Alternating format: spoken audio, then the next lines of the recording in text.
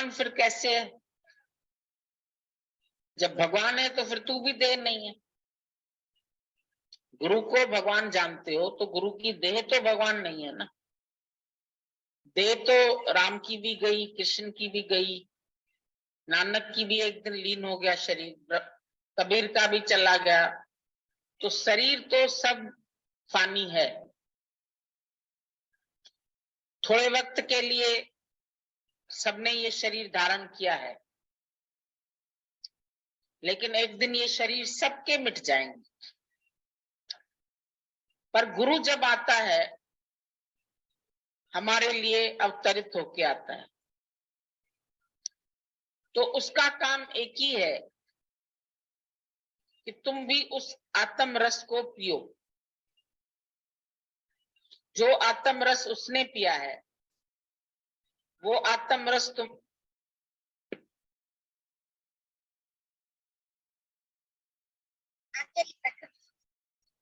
Capital I बना दिया, और कैपिटल आई के ऊपर से बिंदी हट गई। तो जब तुम आई को आगे रखेंगे, आई एम, तो वो capital I belongs with God. भगवान के लिए जब भी लिखोगे तो कैपिटल आई लिखोगे। तो कैपिटल आई माना मैं वो सच स्वरूप हूं, मैं आत्मा हूं, मैं ब्रह्म हूं, आई एम। ये जानने के लिए यहाँ आए हैं। यहाँ कोई और मौज मस्ती करने नहीं आए हैं कि चलो भाई आपस में हम 8 जने साथ आए हैं तो आपस में जैसे पिकनिक करने आए हैं, या घूमने फिरने आए हैं, या खाने पीने आए हैं, अच्छा अच्छा खाना खाएं, अच्छा ये करें, अच्छा ये करें। यहाँ मौज मस्ती के लिए नहीं आए हैं, यहाँ स्टडी के लिए आए हैं।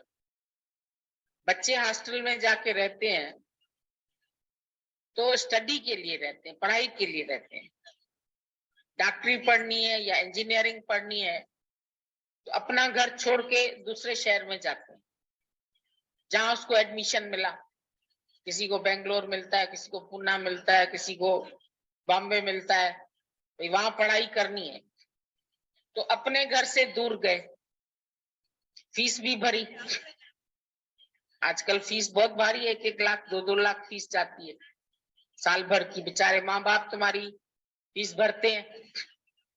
तो माँ बाप क्या चाहते हैं कि हमारा बच्चा वहां से पढ़ लिख के किसी काबिल बने और फिर अपनी जीवन अच्छी बिता सके, उसको अच्छी सर्विस मिले, अच्छा काम मिले, या अच्छा बिजनेस बना सके वो।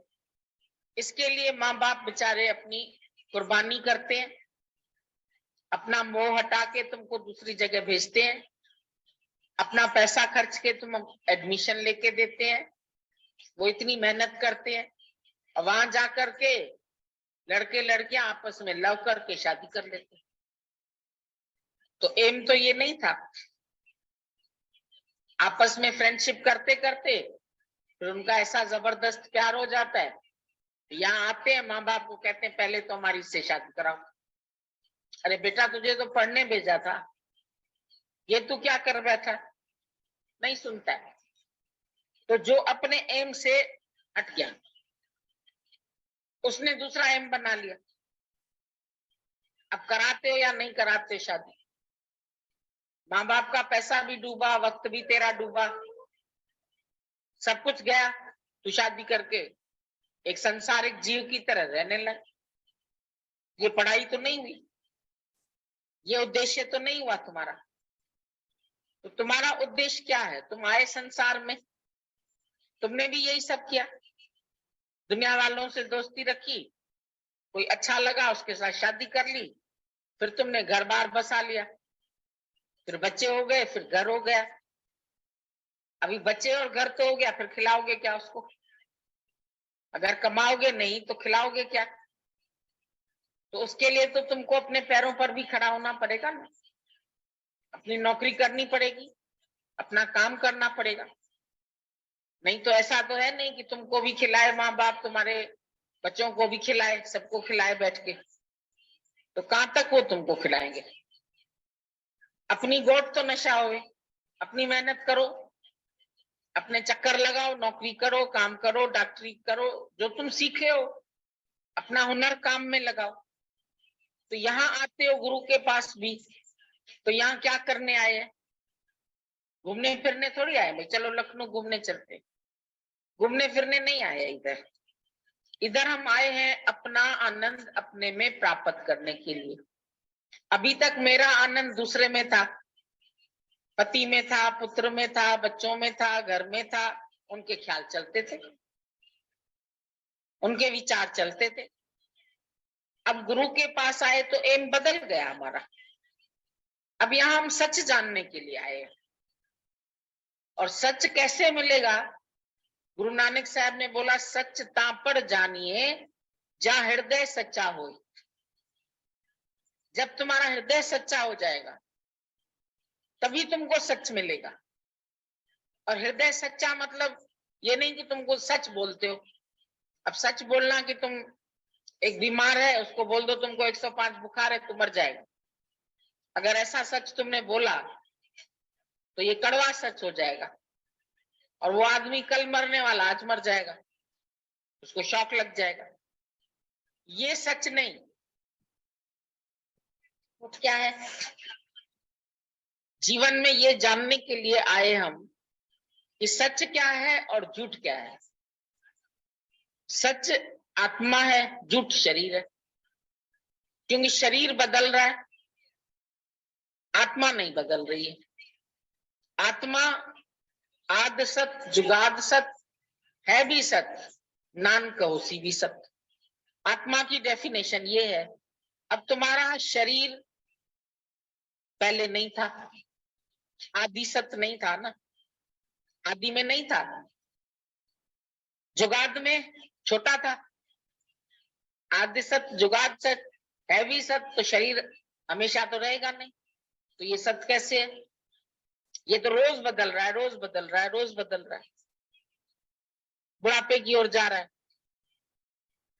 तो ये तो सत नहीं है। फिर होशी भी सत, होशी तो कोई चीज नहीं होशी, शरीर तो बाद में नहीं होशी। कौन नहीं रोएगा और कौन रोएगा? बताओ।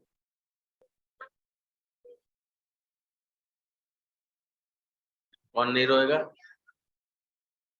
सोच लो। अभी अपना माना हुआ है कि अपना नहीं माना हुआ है? अज्ञानी कौन सी समझ से रहता है? वो देह को भी अपनी नहीं सगी समझता। यही अभ्यास है ज्ञान, और कुछ नहीं। इसलिए जिसके पास ज्ञान की समझ आ जाएगी उसके लिए गीता भगवान ने ये सुंदर एक रमज दी है, समझ दी उसको, कि अगर कोई तुम्हारे पीछे पड़ता है, शादी करो, बच्चे चाहे एक बच्चा तो पैदा करो, उनसे पूछो मर्द बेटा जब मरेगा तो रोएगा कौन? मैं या तुम? दुख मुझे होगा या तुम्हें होगा? दर्द तुम सहोगे या मैं? विधवा मैं बनूंगी या तुम? कौन विधवा बनेगा अगर पति मरेगा तो? सोचो। पंखा चला दो।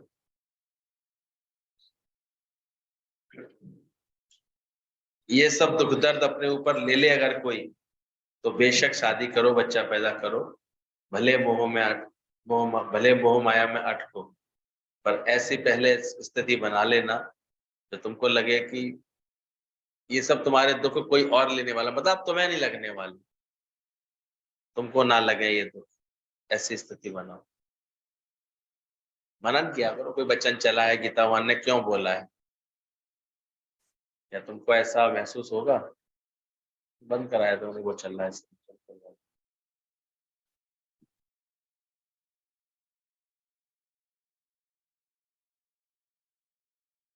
चला उधर की लाइट जला, यहाँ से नहीं जलेगी, आप रहने।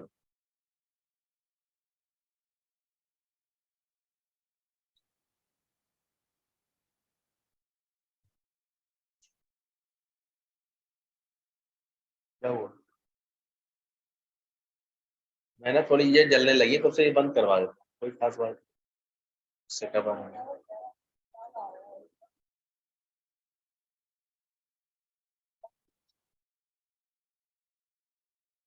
तो आने जो काले जैसा रंग होगा वैसे ही आएगा।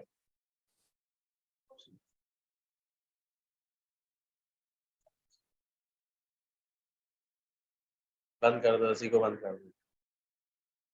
कहाँ से बंद होता है?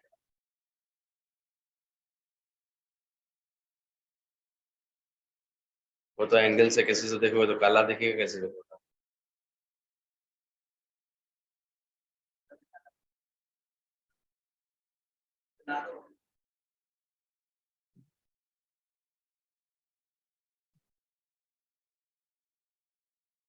तो हरामी साले के हमारे चेहरा देखने के लिए बैठते हैं,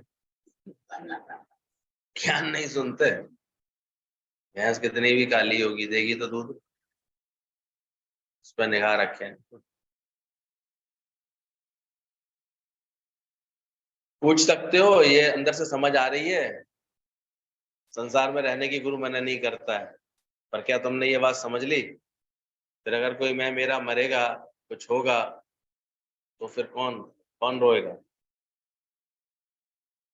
ऐसा ज्ञान वैराग्य तुम्हारे जीवन में आ रहा है कि अभी भी गुरु जी रक्षा करना, मेरे वाले सब बच्चे रहना, ऐसी प्रार्थनाएं होती हैं, सब चीजें होती रहती हैं। या तो चार बैठो या तीन, तीन क्यों बैठ गए हैं? चार बैठो, छूट मिल गई तो आज सब गड़बड़ कर। समझना, पूछ लेना, एक बार अपने मन से पूछ लेना पहले। तो जो संबंधी तुम्हारे ऊपर ऐसे जगत में फंसाने के लिए प्रेशर डालते हैं, उनसे पूछ लेना। और जो ऐसी समझ रखता है वही बचता है। तो ये माया सबको ऐसे बहा के ले आती है।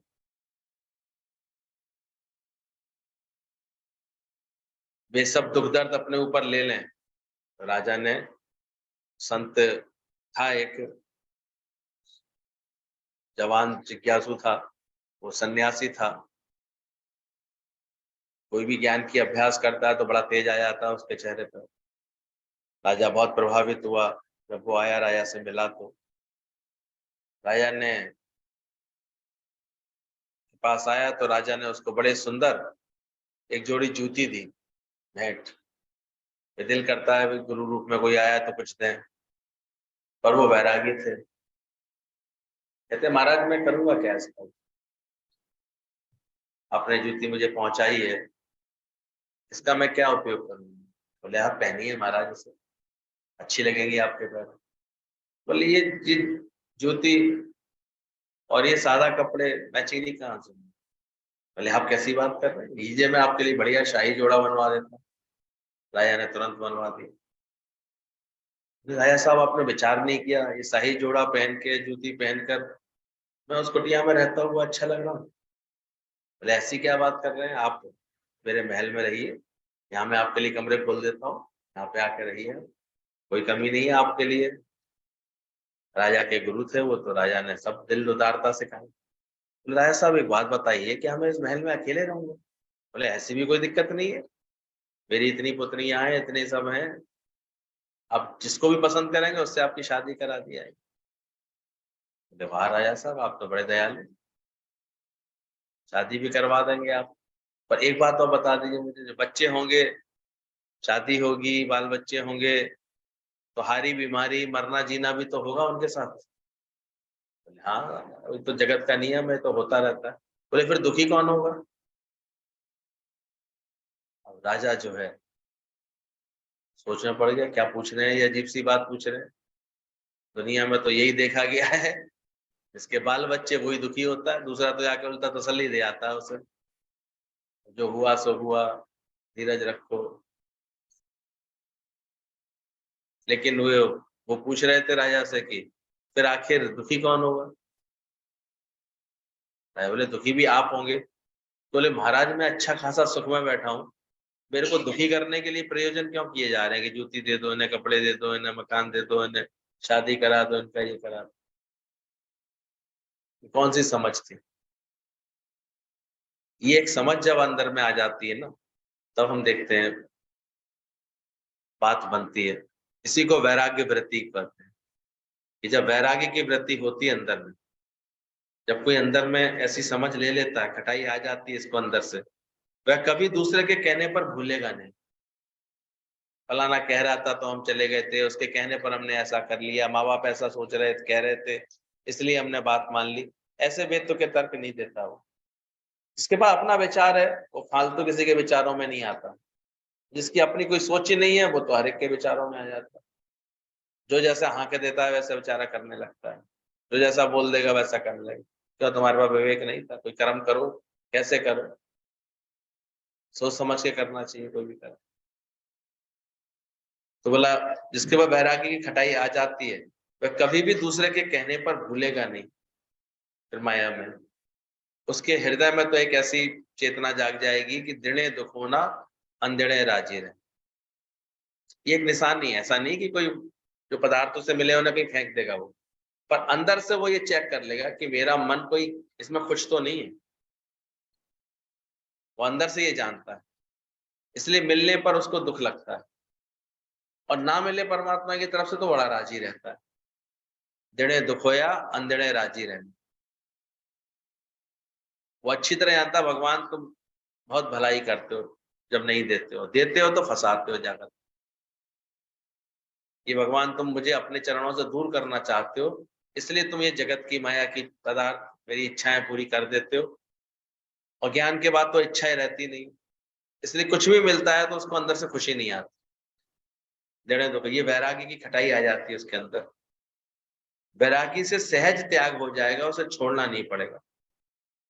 आम में कीड़े देखने के बाद कोई कहे आम खा लो, खा पाएगा?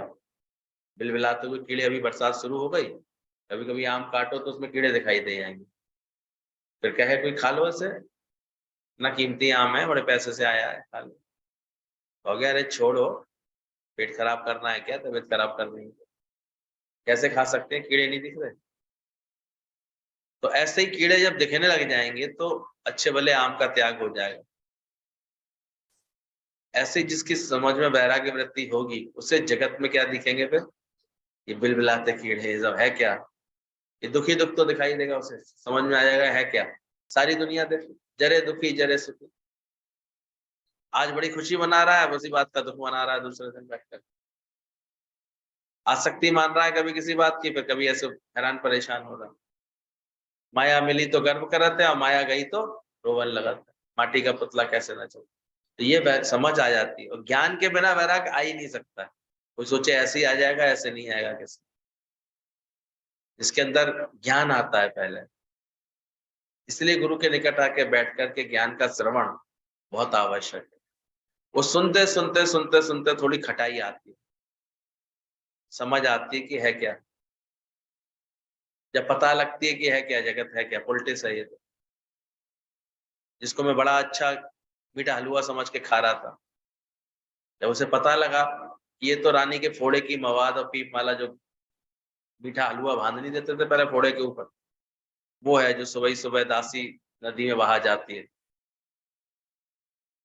एक था संत जो है भगवान की भक्ति करने बैठता था नदी के किनारे, तो आंख खोलता था 6 साढ़े 6 बजे ध्यान लगाने के बाद, तो उसे एक दोना बहता हुआ दिखता था।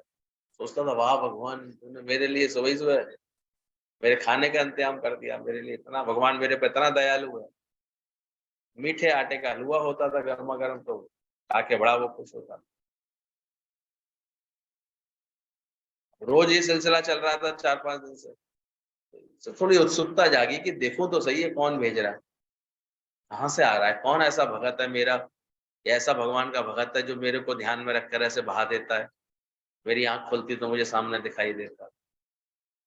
तो थोड़ा जल्दी समाधि से उठ करके देखने गया वो किधर से आता है, ये नदी में बहता हुआ किधर से आता है। और वहां गया तो वहां राजमहल का पिछवाड़ा था, तो वहां एक दासी बहा के जा रही थी। बोले भाई तुम बड़ी कृपा करती हो, रोज मेरे मेरे लिए गरम गरम हलवा ये भेजती हो, आखिर तुम्हारे को ये प्रेरणा कैसे आई, भगवान ने तुम्हें ये प्रेरणा कैसे दी? बोले गरम हलवा। बोले महाराज ये तो रानी का एक फोड़ा है, पकड़या है, तो रोज उसकी सिकाई होती है, वो हम सिकाई के बाद इसमें पानी बहा देते। अब बताओ उसकी क्या हालत होगी। वहीं से ही धै उल्टी धै उल्टी। मैं ये खा रहा था, है क्या जगत को जिसको हम बहुत आराम समझ करके लेते हैं, मिलता क्या है। तो थोड़ा खुलती नहीं है आंखें, इतने सुए पे सुए चुपते रहते हैं आदमी के। और खुल जाए किसी की आंखें गुरु के वचनों से, ज्ञान से, तो बड़ा भाग्यशाली होता है। फिर उसको कोई दुख नहीं लगता। ये तो यूं ही दिमाग चलाता रहता है, दुखी होता रहता है। क्या पता नहीं था सुख मिलेगा, हमने पहले ही नहीं कहा सुख है कहीं। सुख मांगत दुख आगे आवत, ये माया का खेल ही ऐसा। कैसे मिलेगा सुख, कहाँ से मिलेगा सुख। आदमी छटपटाता सा रहता है जीवन भर, अब शायद सुखी हो जाऊंगा, अब शायद सुखी हो जाऊंगा, हो ही नहीं पाता है। मच वांट्स मोर, एक तो इच्छाएं पूरी होंगी तो फिर और का चक्कर पड़ा रहता है। आप देखा करो, धन बढ़ जाएगा, बच्चों के संस्कार बिगड़ जाएंगे, फिर एक नई मुसीबत, उनके व्यवहार बदल जाएंगे तुम्हारे पास। इसलिए अगर सुखी रहना है तो अपने ज्ञान से दिल लगाना, और दूसरे के ज्ञान से भी दिल मत लगाना। मेरे पास मेरा ज्ञान है, मेरे पास समझ है, मैं अंदर से मिथ्या जान के बैठा हूं सब बातों को, वो ही अंदर से बच पाता है इस पास। तो वैराग्य की खटाई आ जाए। आम में कीड़े देखो, हर चीज को भी हाथ लगाओ तो वह हाथ जलना चाहिए कि हम किसे प्यार करते हैं। अंदर चेक करना चाहिए हम किसे प्यार कर रहे हैं। ज्ञान की समझ आ जाएगी तो आत्म तत्व के सिवा कुछ और प्यार आने लगेगा। अपने को आत्मा जानने के सिवा फिर और कोई बात प्यारी नहीं लगती। ये सब जानने वाली वस्तु है। हाथ रख के देखो किसी भी चीज को, छूटेगी नहीं, खराब नहीं होगी। खाने के पदार्थ तो दूसरे दिन ही घुस जाते हैं। कपड़े लत्ते कितने दिन, 4 बार पहने फैशन आउट हो जाती है। साल भर रख लिए तो पुराने से हो जाते हैं, और कहीं रख के भूल गए तो 2-3 साल बाद निकाले तो ऐसे तार तार हो जाते हैं, बेकार हो जाते हैं। है क्या, कितने दिन का सुख है। ब्यूटी पार्लर का सुख एक दिन का, दूसरे दिन फिर भूतनी। शादी ब्याह का सुख कितना, 4 दिन की चांदनी। खुद अपना समझ पैदा करनी चाहिए, कितने दिन का होगा, जाके देखा।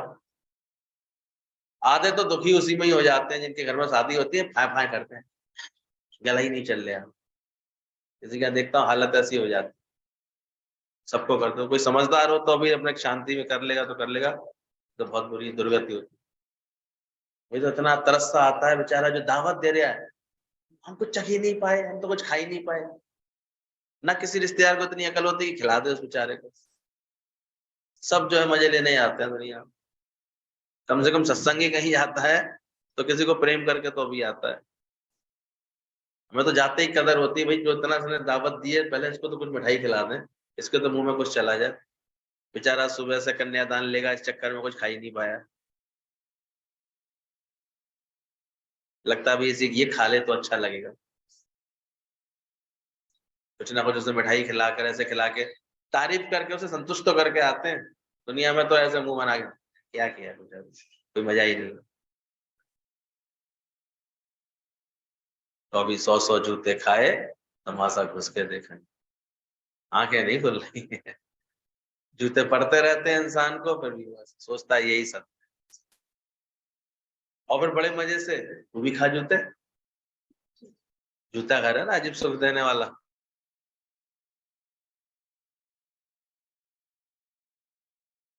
मैंने खाए इतने दिन तो कोई बात नहीं, अब तू खा। तो दोनों मिलके खाएंगे थोड़े समय, तो मुझे वहां की खबर दियो, मैं यहाँ की खबर दूंगी, तो मिलके खाएंगे। यही चलता रहता। तो ध्यान रखना इस बात का। सब जाने वाली वस्तुएं ये सब जान जाएंगे, सब छोड़ जाएंगे, फिर पागल होकर हॉस्पिटल में जाकर के पढ़ोगे ये मोह के नतीजे हैं। जाकर के देखो, सब तुझको छोड़ कर देंगे, नाता ही तोड़ कर देंगे। ये तो आज हमारा गुरु का बच्चा अगर कभी कोई कारण आता है, हॉस्पिटल जाता भी है, तो अभी उसके अंदर यही भाव आता है, होटल ओबराय आया हूँ घूमने, बहुत दिनों से गाड़ी की सर्विस नहीं कराई थी, सर्विस करा रहा हूँ। चेकिंग तो जरूरी है ना कि सब चीज चल रहे हैं, सारे पैरामीटर्स ठीक हैं कि, इसलिए उसे कुछ लगेगा ही नहीं। तो जाने का मेरे ऊपर बहुत बड़ी कृपा हुई है अगर कोई बात आती भी है। लेकिन दुनिया में देखो मोह से पीड़ित होकर के, बातों से पीड़ित होकर के, घटनाओं से पीड़ित होकर के तो परमानेंट बीमार पड़ जाते हैं अंदर ही अंदर। सबको जाकर के हालत देखो, हालत क्यों बिगड़ी होगी। और वहीं इसके विपरीत देखो, ज्ञानियों को देखो, संतों को देखो, बड़े शांत, बड़े अच्छे से खुश रहते हैं अंदर से, उनका जाता ही नहीं कहीं। कल वो बड़े मजे से कह रहे थे, 2 हैं लड़के लेकिन तुम्हारा तो एक ही है, तुम्हारा तो वही है, दोनों दोनों मिलकर ताने देते रहते। मैंने कि तुम भी कह दिया करो हमारा तो एक ही है। तुम काहे 2 के चक्कर में अटके पड़े हो बेकार। क्या बोल दिया करो, सबका मालिक हमारा तो एक ही है। जब तक गिनती कर रहे हो ना 2 की, तभी तक दुखी हो रही है। क्या रखोगी समझ आज से, एक ही है। हम उसके बच्चे हैं। तो सब छोड़ जाएंगे, फिर पागल होकर हॉस्पिटल में पड़ेंगे, मोह के नतीजे। बोले कुल्हाड़ी को मारने का दोष नहीं लगेगा, ऐसे ही ज्ञानी को कर्म का दोष नहीं लगता, क्योंकि ज्ञानी भगवान का हैंडल है। ज्ञानी के लिए बोला, वो ऐसे जैसे कुल्हाड़ी का दोष नहीं होता किसी की हत्या करने का, और जो उसको चलाता है उसको दोष होता है कि क्या कर रहा है वो। तो ऐसे ही ज्ञानी जो होता है अंदर से जानता है ये शरीर चलाने वाला ईश्वर की शक्ति, ईश्वर है चलाने वाला। इतना उसने भगवान को अपना हैंडल माना हुआ है, तो इसलिए अपने को करता नहीं मानता किसी बात। शरीर को उसने भगवान के हवाले छोड़ दिया है, खुद अपनी इच्छा से नहीं चलता। अब ये एक अभ्यास करते करते ये बात बनती है, तब उसको ये बात अंदर में महसूस होती है कि मैं कहीं भी अब अपनी इच्छा से नहीं आता जाता, अपनी इच्छा से कदाचित कुछ नहीं करता। अब जो भी कुछ हो रहा है उसकी मर्जी से। ज्ञानी हले हवाजी जोर से, ज्ञानवान जैसे प्रारब्ध उसकी पत्ते को उड़ा करके ले आती ना हवा, ऐसे चलता है अगर कहीं आता जाता है। वो अच्छी तरह इसकी चेकिंग कर लेता है, मैं कहीं इच्छा से तो कुछ नहीं कर रहा, इच्छा से तो नहीं कुछ खा रहा पी रहा, इच्छा से तो नहीं जा रहा। पर ये समझ निरीक्षा भाव पहले बनने में समय लगता है। गुरु के संग बहुत बैठना पड़ता है, बहुत ज्ञान सुनना पड़ता है। अभी तो ऊपर ऊपर के बहुत लोग तो नौटंकी चलती है, ऊपर से कहते हैं हमें कोई इच्छा नहीं है, अंदरूनी सब पड़ी रहती, अंदर वाला सब ये अंदर ही अंदर। बताते थे ना दादाजी कैसे कि अचानक ही दादाजी का कश्मीर जाने का प्रोग्राम था, हरिद्वार जाने का सबने तैयारी कर ली थी, हर की पौड़ी पर नहाने थे सब सपने में, ऐसे अंदर ही कल हरिद्वार पहुंच जाएंगे। और दादाजी ने अचानक ही कह दिया कि सब टिकट कैंसिल करो। तो जो इच्छा वाले थे वो सब परेशान हुए हैं, और जो जिन्होंने साधना की थी, जो समझी थी गुरु की बात को और अपने मन को निरीक्षा रखा था, वो बड़े खुशी से अपना सामान खोल के सत्संग में बैठ के रहे। बोले दादा के साथ चाहे यहाँ रहे चाहे हरिद्वार रहे, सत्संग ही तो करना। तो जो निरीक्षा भाव में रहता है वो तो गुरु की हर बात में फिर खुश रहता है, और इच्छा वाला तो फिर परेशान हो। इतने दिनों मुश्किल से तो आए मुंबई, तो वो घूमने ही नहीं जाने दिया, ये नहीं करने दिया, परेशान हो गए। तो ध्यान देना, सो इच्छा से नहीं पर परीक्षा से चलो। अब ये भी धीरे धीरे अभ्यास बनता है कि हम किसकी इच्छा से चल रहे हैं।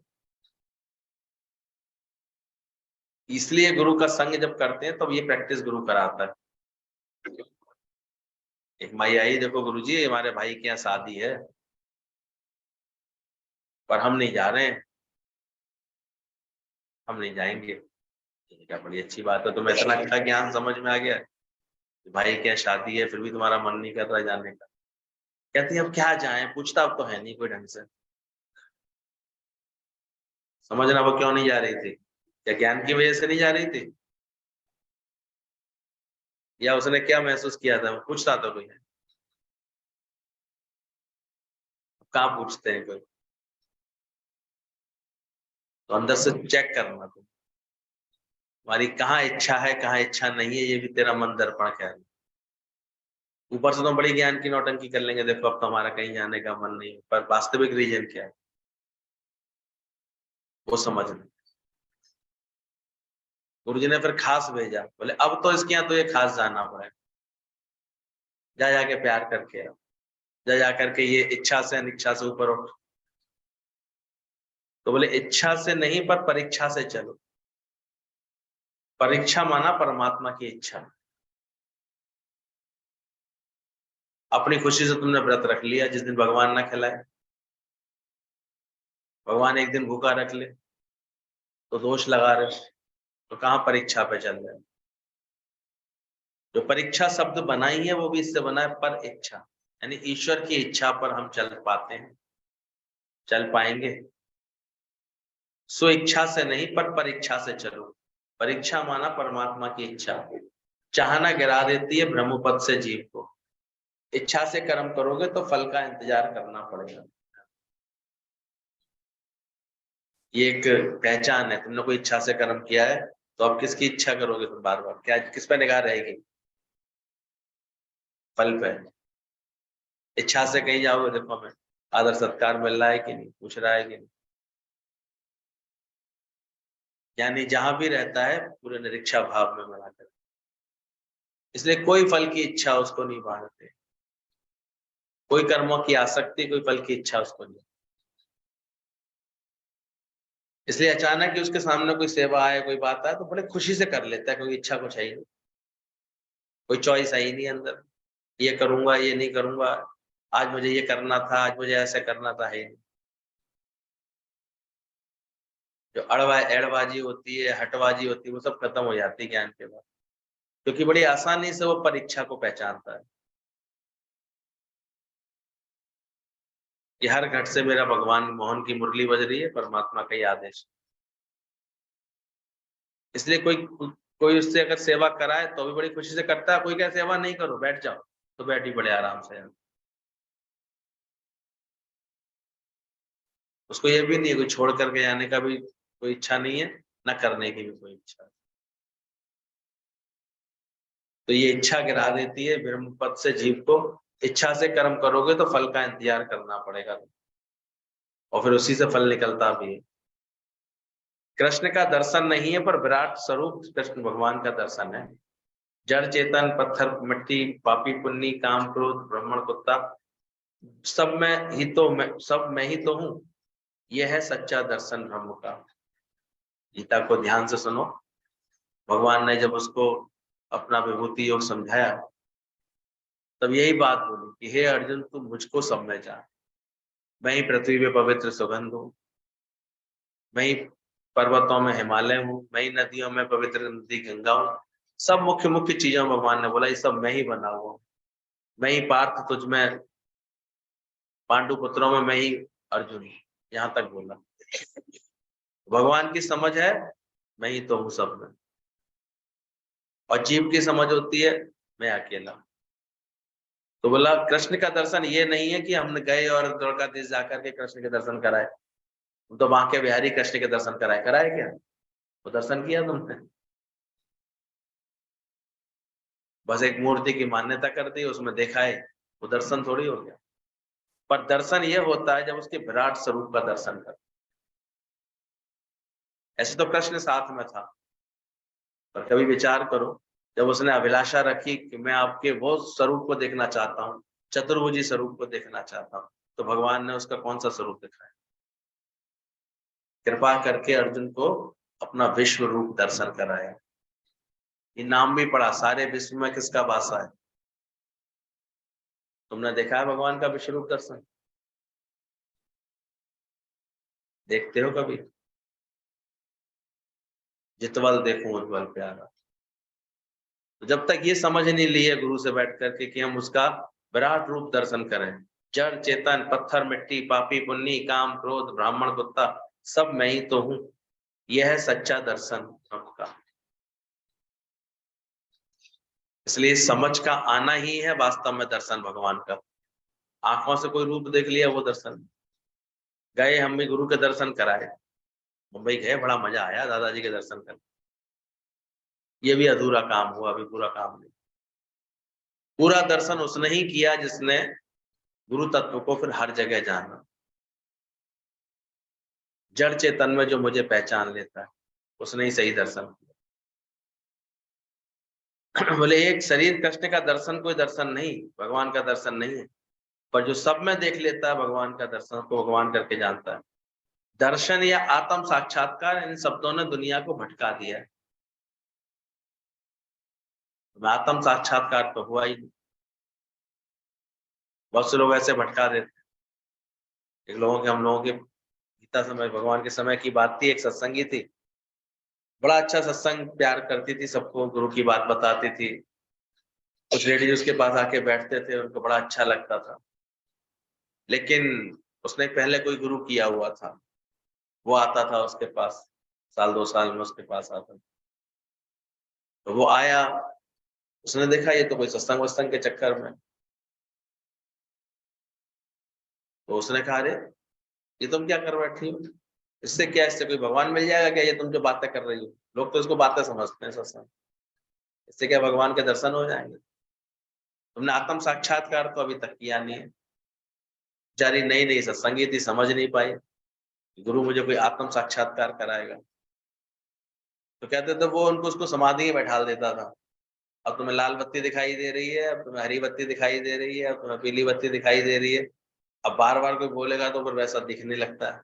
अब इसका ध्यान करो, अब ये दृश्य गायब हो रहा है तुम्हारे ध्यान से, अब इसको देखो, ऐसे शून्य में आओ, ऐसे करके बस उसको ऐसे करा करा 2-2 3-3 घंटे वो समाधि में बैठे। और इधर जो है सत्संगी जब आते थे तो वो उसको समय नहीं दे पाते थे, तो वो सत्संगियों ने फिर खबर भेजी गीता वहां के पास कि आजकल तो इसके गुरु जी आए हैं, वो समाधि में बैठी रहती है, सत्संगी नहीं कर रही है आजकल। तो गीता भगवान फिर दिल्ली की तरफ आए। अब गीता भगवान को देख करके तो उसको लगा कि अरे गुरु खुद आया है, तो प्यार तो था ही उसको। तो गीता भगवान ने समझाया कि तुम इन शब्दों के भ्रम में क्यों पड़ती हो। आत्म साक्षात्कार, एक तत्व का ज्ञान आ गया तुम्हारे जीवन में, यही तो आत्म साक्षात्कार है। और क्या, एक नूर से सब जग उपजा, कौन भले कौन मंद। ये ज्ञान का आ जाना ही तो आत्म साक्षात्कार है। अलग से कहा तुम्हें आत्मा का दर्शन होगा, अलग से फिर एक भ्रम पैदा करा दिया जाएगा तुमको, तुमको ये दिख रहा है, अब तुमको ये दिख रहा है। बड़ा लोग इसमें संतुष्ट होते हैं, बड़े खुश होते हैं, बावलों की तरह फिर यही करते रहते हैं। और ऐसे लोगों की रहनी देखो, कर्म देखो, अपने में मेरे के साथ का व्यवहार देखो, वो बड़ा अजीबोगरीब होता है। बाकी समझते हैं हम बड़ी भारी भगवान की भक्ति कर रहे हैं, 2 दिन भर समाधि में बैठते हैं, हमें तो कोई और ध्यान आता ही नहीं है, सारे से भगवान से जुड़े रहते। और जब सही ज्ञान मिलता है तो वो सब में भगवान देख करके सबके साथ एडजस्ट हो पाने की क्षमता आती है, प्रेम करने की क्षमता आती है, निष्काम प्रेम में जीने की क्षमता आती है अंदर से। तो एक अंदर वाला मन शांत होता है, ये तो शांत नहीं होता, सही समझ नहीं आती है। तो दर्शन या आत्म साक्षात्कार, इन शब्दों ने दुनिया में भटका दिया। फिर गीता भगवान ने उसको समझाया, तो वो फिर सत्संग में लगी, तो अब वो फिर बड़ा भड़क गया बेचारा गुरु पुराना वाला। जानती नहीं हो तुम, गुरु का श्राप लग जाएगा, तुम्हें ये हो जाएगा, ऐसे डराने लगा वो अपने वचनों से।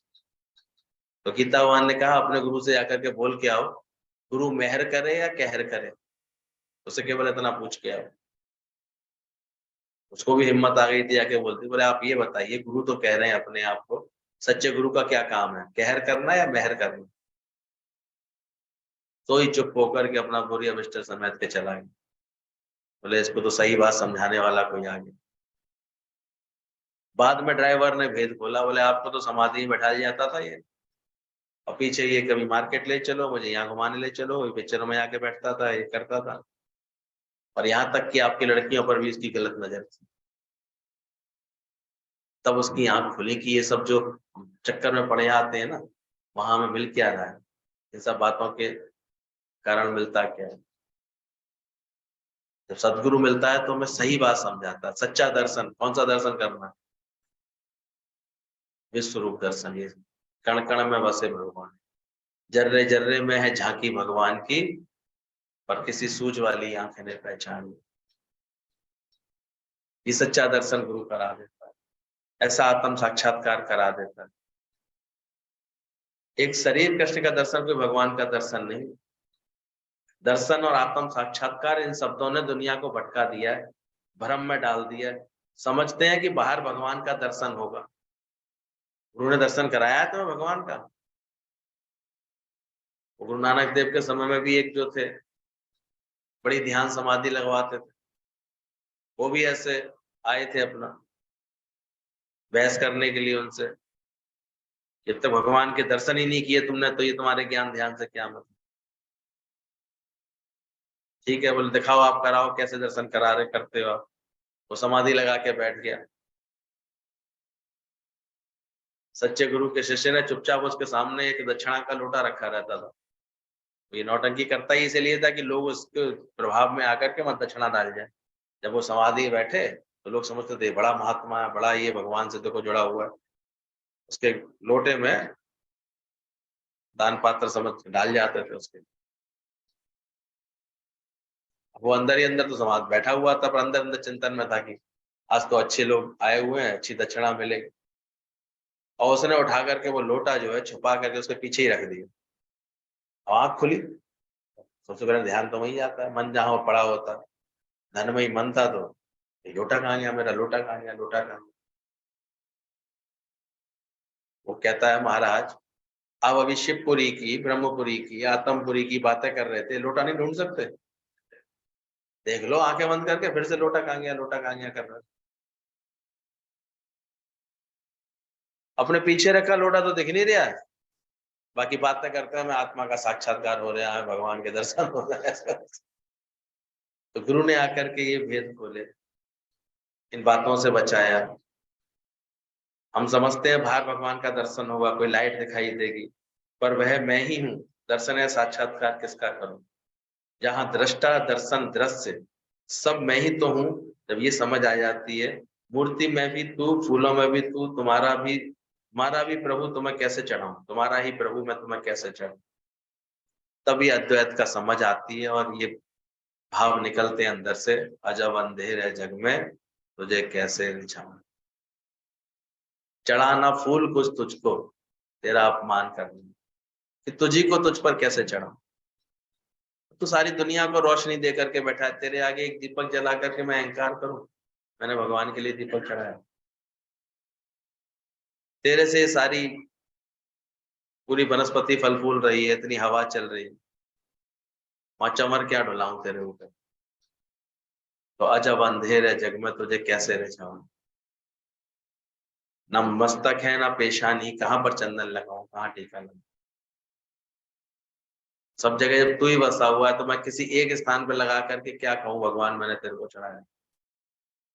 तो ये समझ आ जाती है, तुम्हारा ही प्रभु तुम्हें कैसे चढ़ाऊं। सब भगवान ही है तो पूजा किसकी करूं, आरती किसकी करूं, और भोग किसे लगाऊं, चंवर किसे जलाऊं। सब मैं ही तो हूं, तो मेरे सिवाय कोई वस्तु है ही नहीं, ये पक्का निश्चय करो।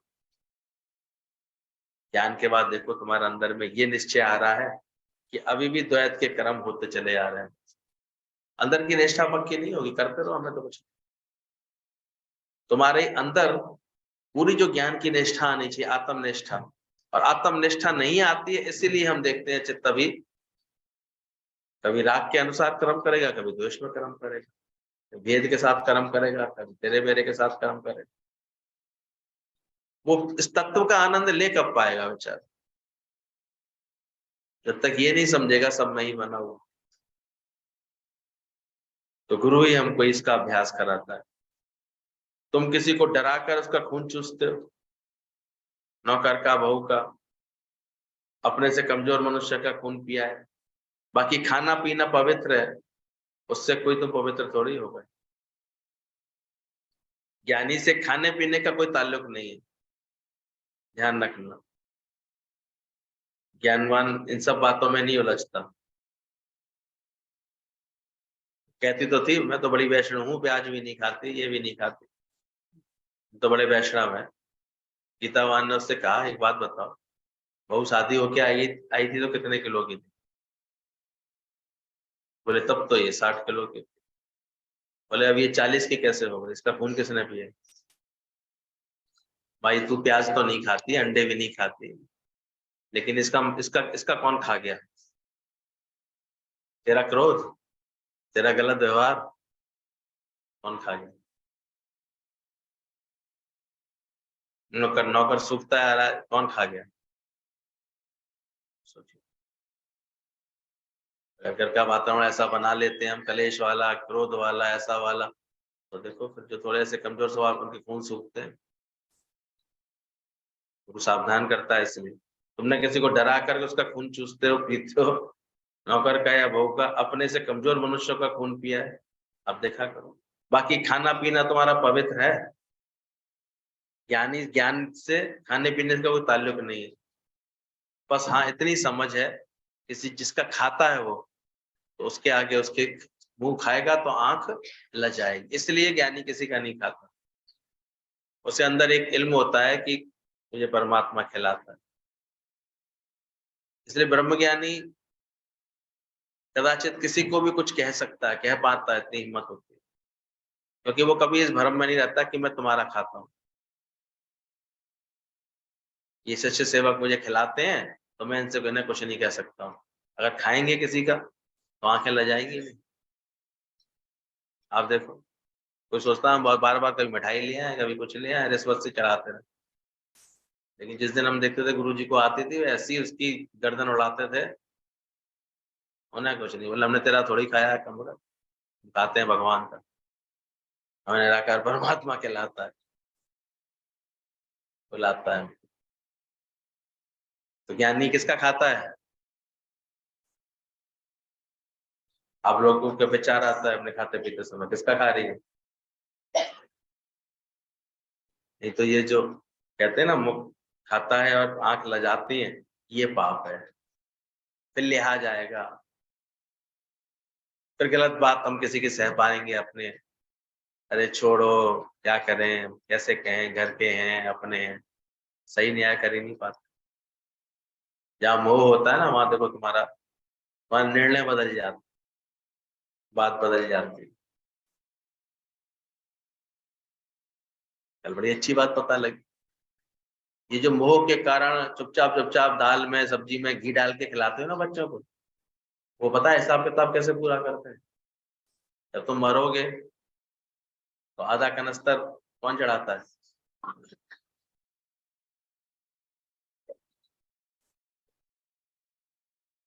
यहीं का यहीं पूरा होता है सब कुछ, ध्यान रखना। वो पूरी कुलिया भर के वो घी डालता नहीं है, चेहरे मुख के ऊपर डालता है, अच्छी तरह से शरीर जल जाए, कुछ बचे नहीं। हमारा हिसाब किताब को कहाँ लेंगे, हिसाब किताब तो पूरा करना पड़ेगा। तुमने मुझे मोह में भर भर के किया, तो भगवान एक साथ ऐसे करा देता है, पूरा करा देता है। ये झूठे मोह के फंदे। खिलाने वाला भगवान है, दाने दाने पर लिखा है खाने वाले का नाम। आहार भोजन नहीं है, आहार का मतलब है विचार। गुरु आके कहता है खाना वो नहीं है जो तुम भोजन, वो तो एक शरीर के लिए पेट्रोल है, खाना पीना, पर वास्तव में तुम्हारा भोजन कैसा है, यानी तुम्हारे विचार कैसे। आहार वास्तविक होता है विचार। तो असली भोजन हमें कहाँ बैठ के मिल रहा है? ये हमारे मन की भूख मिटा देता है, मन को अचाहा बना देता है गुरु का ज्ञान। ये तृप्ति मन को दे देता है। तो गुरु के पास आते हैं तो आहार का माने विचार। आत्मा का विचार ही मनुष्य का भोजन है, बाकी बाहर के खाने पीने का त्याग तामसी त्याग है। बाहर से हम ये नहीं खाते, हम ये नहीं खाते, हमने इसका त्याग कर दिया, हम ऐसे, वो तामसी त्याग बोला गया। मांस खा करके भी यदि व्यक्ति मनुष्य भजन कर रहा है तो भगवान का सच्चा भगत है। माछी भात खाते थे, बंगाल में यही भोजन है उनका प्रिय, रामकृष्ण परमहंस भी खाते थे। लेकिन हर वक्त व्रती किसमें रखते थे? ईश्वर के भजन। तो आज उनको अवतार कहा जाता है। और कहने के तो घास फूस खाते हैं, पत्ते की सब्जी के अलावा कुछ नहीं खाती, मैं पालक ही खाती हूँ, ये खाती। बाकी अहंकार इतना, क्रोध इतना, चिड़चिड़ापन इतना, वातावरण इतना कलेश का मन के अंदर, कभी किसी को प्यार से महसूस ही नहीं कर सके, किसी के प्यार को, किसी की उन्नति देखते में अंदर ही अंदर मन कुड़ जाए एकदम से, किसी को कहीं से कुछ प्यार मिले तो परेशान होने लगे। क्या मतलब है? उन्हें अंदर देखो, तुम्हारा आहार कौन सा है? तुम्हारे कानों ने आहार लिया ज्ञान का, इतना सुनते हैं ज्ञान, वो उसका असर आया अंदर। जो विचार तुमने सुने, जो सत्संग इतना सुना, उसका असर है? तो कहता है केवल इसी पे ध्यान दे दे इंसान की जो मैं सुन रहा हूँ, क्या मैं वास्तव में उसकी कदर कर रहा हूँ, उसको मैं अपने जीवन में सजा रहा हूँ, उतार रहा हूँ, तो क्या मिलेगा? हम तो कहते हैं इतना मान मिलता है, कोई ज्ञान सजा के तो देखे अपने जीवन में। इतना सबका प्रेम देता है, सबकी निगाहों में इतना प्रेम तुम्हारे लिए आ जाए, पर इतना कोई प्रेम तो करे अंदर से, ज्ञान तो ज्ञान को तो प्रकट करे। तो मैं लगे तो सही खिलाने वाला भगवान है। आत्मा का विचार ही मनुष्य का भोजन है, बाकी बाहर का खाना पीने का त्याग तामसी त्याग है। पर अगर शाकाहारी बन रहा है वो अपने आप को, भगवान उसके मन में नहीं है, तो वो नास्तिक ही है, समझ लो। उसने मानो तो कुछ भी शाकाहारी भोजन खाया तो वह हराम समझो, समझो हराम का भोजन खाया। ज्ञान के सिवाय कुछ भी छोड़ने पर अंदर से वासना नहीं जाएगी, इसलिए पहले क्या धारण करो? ज्ञान को धारण। ज्ञान की समझ से जब उसकी आसक्ति निकल जाएगी तब है सच्चा त्याग। बाहर से त्याग करके चले आए वो त्याग नहीं। अब लोगों को देखो, वैसे तो नहीं खाते नॉनवेज, लेकिन कटहल ऐसा बना के खाएंगे, कैसा रस ले मन, उसका रस ले रहा है, चीजों को ऐसे ही बना के खाता, मन मन का रस तो पड़ा हुआ है। कोई बहुत ज्यादा वैष्णव बनता था, गुरुजी कहते थे तुम्हारे मुंह में हर समय क्या ये पालक का पत्ता पड़ा है या मांस का लोथड़ा पड़ा है, क्या पड़ा है मुंह में? क्या रखा है भगवान ने? ये जवान क्या है? ये मांस का लोथड़ा नहीं है। तो किसी को खाते पीते देख करके तुम फिर गलत भाव जगाते हो। घृणा आती है, हमें तो घिन आती है। तो ना तो ज्ञानी घिन करता और ना ही कभी इसका अहंकार करता। वो अपनी वृत्ति किसमें रखता है? परमात्मा में रखता। वो हर वक्त अपने मन को परमात्मा के ध्यान में रखता है। ज्ञान के सिवाय कुछ भी छोड़ने पर अंदर से वासना नहीं जाएगी, पर ज्ञान में वैराग्य द्वारा अपने आप सभी इंद्रियों के रस से ऊपर हो जाएगा। उसी को बोला गया सहज त्याग। यानी ड्रामे को ड्रामा करके समझता है, सीन बदलते रहते हैं, हमेशा एक सी बात नहीं होगी, इसलिए किसी भी हालत में दुखी सुखी होना तुम्हारा धर्म। अंदर से ये बात जानता है कि किसी भी हालत में दुखी सुखी होना तुम्हारा धर्म नहीं है। अगर अभी दुख आया है तो कल सुख भी आ जाएगा, और आज अगर कोई सुख है तो सुख मान रही है तो कल दुख में बदल जाएगा। ये काम पूरा हो जाए तो मैं आजाद हो जाऊं, ऐसा कहने वाला सोचने वाला अज्ञानी है। पर तुम अभी ही मुक्त हो, तुम्हें कोई बांध नहीं सकता, ऐसा निश्चय रखने वाला मुक्त होता है। ठीक है, लेंगे भगवान का नाम, आऊंगी सत्संग में, पर पहले जरा ये सब काम पूरे हो जाए, बाल बच्चों की शादी हो जाए, ये ऐसे लोग आई नहीं बातें कर। और जिसको वास्तव में भगवान की लगन होती है ना, वो फिर इसमें से ही अपना समय निकाल के आना शुरू करता है, बैठना शुरू करता है। तो भगवान के लिए कितना हम ठहर के बैठे हो। ये काम पूरा हो जाए तो मैं आजाद हो जाऊं, ऐसा कहने वाला सोचने वाला अज्ञानी है। पर अभी ही तुम मुक्त हो, तुम्हें कोई बांध नहीं सकता। काम कभी भी उतरेगा नहीं, काम पूरा हो या ना हो, मेरा किसी भी काम से वास्ता नहीं है। ज्ञानवान ऐसे अंदर से विचार करके रखता है। इसका ये नहीं कि वो काम को बिगाड़ता है, पर कर्म करने की ना आसक्ति है उसके अंदर, ना कर्म में फल की इच्छा है, बस एक प्रेम है। प्रेम में क्या हो गया उसे एहसास हो। इसलिए बोला गया कभी भी काम कभी भी उतरेगा नहीं, काम पूरा हो या ना हो, मेरा किसी भी काम से कोई वास्ता नहीं, ऐसा अंदर से मान के बैठता है। इसलिए वो किसी भी चीज में बंधन में नहीं बनता अंदर से। सब कुछ भगवान का समझो, अभी ही अलविदा करके बैठो। जीते जी जंजीर उतार दो, मरने के बाद कौन आएगा जाने। इसलिए पहले से ही मुक्त होकर के देखो। ये तो अपने स्वार्थ संस्कार से क्या करेंगे, हम अभी भी मुक्त नहीं होते। अंदर से मुक्ति जान। ज्यादा मोह ममता में ज्यादा बचाव करोगे ना, तो एक दिन तुमको ही पकड़ के अंदर कर देगी पुलिस। और क्या करेगी? कि तुम ही रक्षा कर रहे हो उनकी, बार बार तुम ही कर रहे हो। जो सत्य है वो बोलता है ज्ञानी, फालतू कुछ बात नहीं, ज्यादा मतलब ही नहीं रखता। दुनिया के लोग जो है खामा का निकाले ही आते हैं, ज्ञानी होता है समझदार, पहले से त्याग पत्र जेब में रख के घूमता है, बस ये अंतर है। एक दिन सुनने को तो मिलता है क्या मतलब है तुम्हें, हमसे कोई मतलब नहीं है, तो वो जैसे नौकरी से निकाले जा रहे हैं। और ज्ञानी कैसे चलता है, पहले से, पहले ही दूर हो जाओ बंदे, सब तुझको छोड़ कर देंगे, नाता ही तोड़ कर देंगे, पहले ही समझ लेता है। और ज्ञानी जूते खा खा करके, बहुत दुखी हो करके, फिर जा करके, और फिर भी नहीं सुनता, समझता थोड़ी, 100 जूता खाए फिर तमाशा घुसे। ये अज्ञानी की पहचान। ज्ञानी होगा तो पहले ही अलग हो लेगा, क्या है क्या दुनिया का नजारा। वो इसलिए पहले ही ड्रामे को ड्रामा समझता है, अभी अलविदा होकर के बैठता है। सब कुछ भगवान का समझ के, जीते जी जंजीर उतार दो, शरीर को अलग कर दो, मेरा ये शरीर ही नहीं है, तो मेरा गया ही क्या, जिसकी चिंता करूं। इसलिए ज्ञानवान के अंदर ना तो कोई किसी बदलाव से कोई चिंता बनती है, ना कोई बात बनती। शरीर की प्रारब्ध है, ये जाकर के बोझ उठाए, तो अपने ऊपर कोई बोझ भी नहीं मानता कि मेरे को कोई चिंता है या मुझे कोई बोझ है। वो इतना भगवान का विश्वासी होता है, टांग पे टांग चढ़ा करके बैठता है, सब भगवान के हुक्म से हुआ पड़ा है।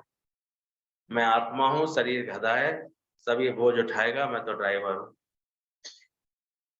भले शरीर से वो कैसी भी सेवा कर्म करता हुआ दिखाई देगा, पर निश्चय से कैसा होगा, वो मुक्त होगा। ये ज्ञान की, यानी की पहचान हो।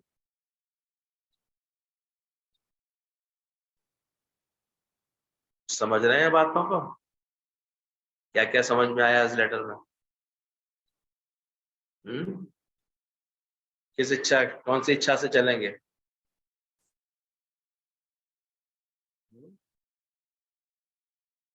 परमात्मा की इच्छा से। अंदर ये नहीं चेक करेंगे कि मैं अपनी इच्छा से कुछ करूं। वैराग्य वृत्ति वाला कैसे रहेगा?